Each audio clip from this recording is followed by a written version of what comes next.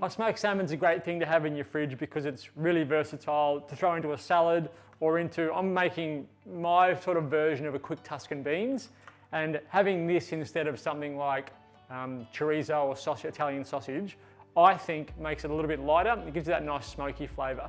So I'm going to show you how to use something that's always handy to have in the fridge to create a whole, well, it's almost a brunch dish out of. First thing I want to do is get my sauce started for the beans. 2 cloves of garlic and 1 brown onion. I want to dice this and thinly slice my garlic. I'm going to saute that off in a decent, probably a tablespoon of olive oil.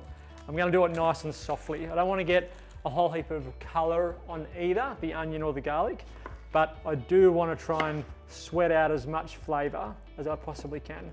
So I'm trying to soften my onion, not only soften the texture, but also soften the flavour, and the same with the garlic. I'm trying to soften the texture and the flavour. So you can dice it or thinly slice it. I'm going to thinly slice it. Garlic, thin slices as well.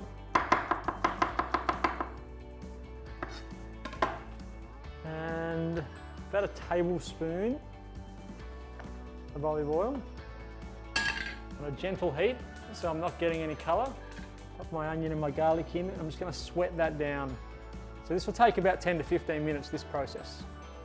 And the rest of the dish probably comes together in 10 to 15 minutes as well. So you're spending about half of your actual cooking time on this part. I'm building a really good base with your onion and your garlic to then build on top of. Pinch of salt.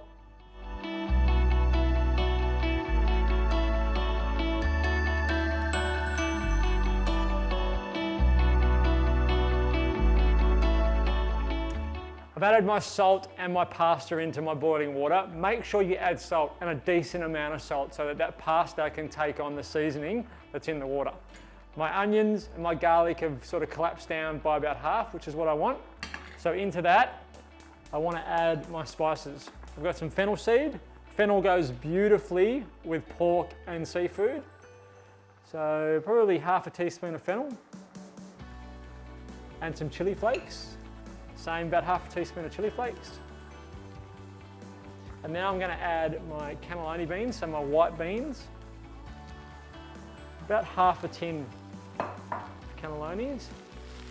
And if I like them a little bit sort of crushed.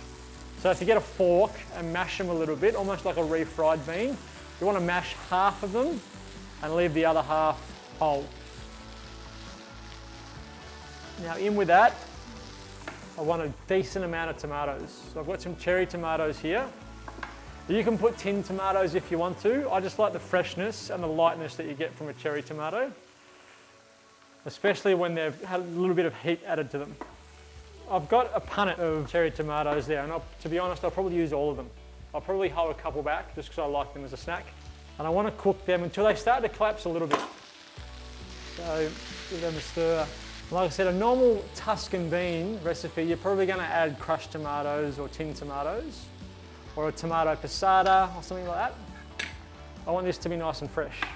My smoked salmon, hot smoked, and this is just, there's no flavouring, this is just the plain wood smoked hot smoked salmon. A little bit of heat into hot smoked salmon is fantastic for it. Because it's kept in the fridge most of the time, it does tend to dry out, or the great oils that are in the salmon tend to harden in the fridge, and it can make it feel like it's dried out.